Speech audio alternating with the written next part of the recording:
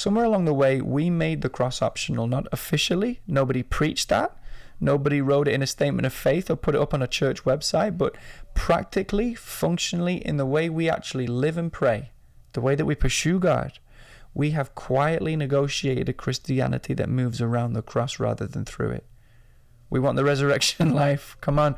We want his presence. We want intimacy, joy, the sense of being known, of being held. Basically, we want what's on the other side of it, right? And the cross is the part that we try to get through as quickly as possible. It's the desert, the wilderness season, the difficult season, whatever you want to call it.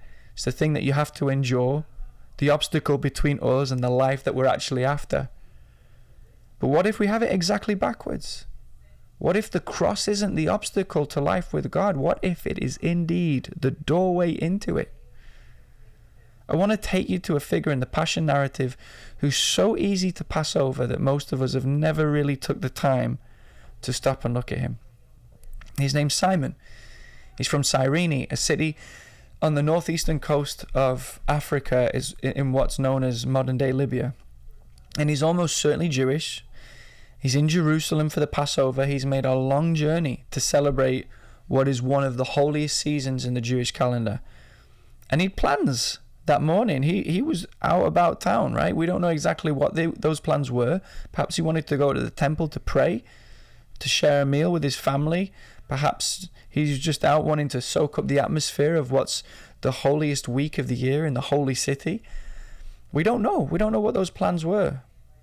What he didn't plan, though, what he couldn't have anticipated, was what happened when the soldiers came through the crowd. And again, not going too much into the Greek, but the word that's used for what the Roman soldiers did to him, it means to requisition, to press into service by force. It was the legal right of Roman occupying forces to compel any civilian that they wanted to perform whatever task that they required of them. So Simon didn't volunteer. Simon did not step forward nobly.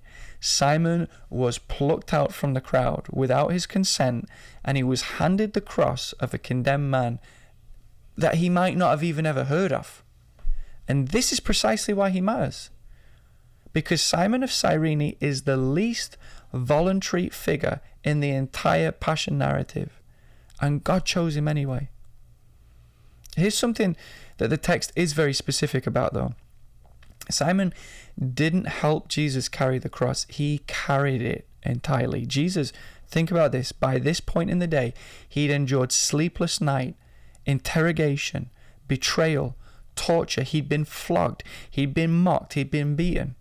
He was so physically depleted that he couldn't carry the instrument of his own execution to the hill where he would eventually die. And so a stranger carried it for him. Think about what that means right now. The full weight of the cross, the rough-hewn beam that would shortly hold the Son of God, was transferred from his shoulders into the arms of a man who wanted nothing to do with it. Simon felt the weight of it. He would have felt it in his muscles. His back would have been under strain. Think about that. He felt what Jesus had been carrying. He walked the road that Jesus had been walking. He arrived at Golgotha carrying the very thing that would become the axis of all human history.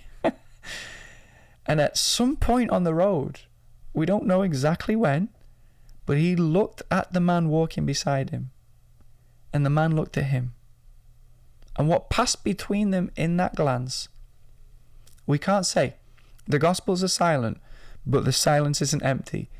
It's the silence of something too deep for immediate words. Two men sharing a weight that only one of them fully understood, and only one of them had chosen. Here's what I want to ask. Is it possible? Could a man come into that kind of contact with Jesus in the very moment of his self-giving, in the most intimate revelation of who he is and what he's come to do, and remain unchanged? Could you carry the cross of the Son of God in your own arms, feel it pressing into your own flesh, walk that road in his company, and walk away the same man or woman that you were that morning when you woke up and you got started? Something happened to Simon on that road. And we believe this because of a detail that we find in Mark's Gospel. Really easy to miss. Simon is identified in Mark's Gospel not only by name and by hometown, but as the father of Alexander and Rufus. Two names that seem obviously to have been known to Mark's original readers. Why else would you mention the sons of a random bystander unless these sons were known to the early Christian community? Unless the family of this man, pressed into service against his will, became part of the story. The cross found Simon before Simon found the cross. And that is true of every soul that has ever gone in any depth of relationship with the Lord in history. You didn't find him in the comfortable places. You didn't find him in the places that you planned to go that morning.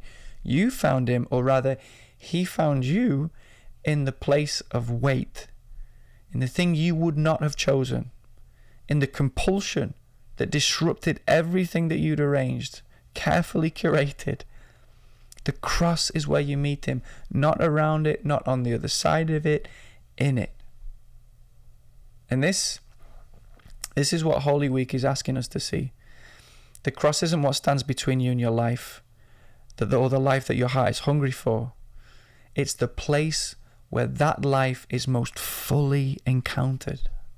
Every soul across 20 centuries who has gone into genuine depth, entered into relationship and fellowship with God, who has passed beyond the surface of vain religious practice into the kind of knowing that changes everything, has passed through here, through surrender, through the death of something that they were holding, through the carrying of something they would never have chosen, because this is who he is.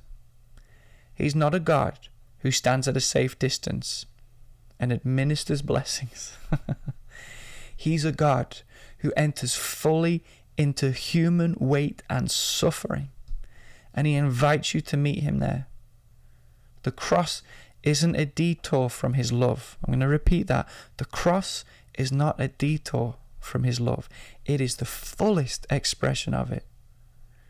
And the life he offers, the life that begins now and never ends, that life is not available on the other side of the cross. It is available in going through it. You don't have to wait until the cross is over to know him. You can know him here, in this, in the weight that is in your hands right now. Simon didn't choose his cross. Neither did you. Neither have I. Whatever it is that you're carrying right now, the thing that you wouldn't have chosen, the disruption of your plans, the weight that arrived without your consent, it found you. The way Simon was found in that crowd, by name, plucked out from the place he expected to be and handed something that he didn't ask for. But here is what Holy Week says to that.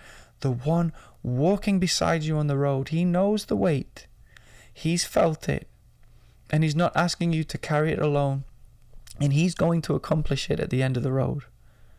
He's not asking you to carry it faster, to carry it until until the whole thing's finally over so that real life can begin. He's present to you in it fully right now. The cross is not the interruption of your story with God. It is where your story with God goes deepest. If this content's blessing you and you want to keep going deeper, I want to encourage you to subscribe. I can't get my words out. To subscribe if you haven't already. There's more to walk through together, and I want to keep serving you on that journey. But for now, in this holiest of weeks, in whatever you're carrying, I encourage you, don't move around it. Go through it. He's waiting for you there because eternal life starts now.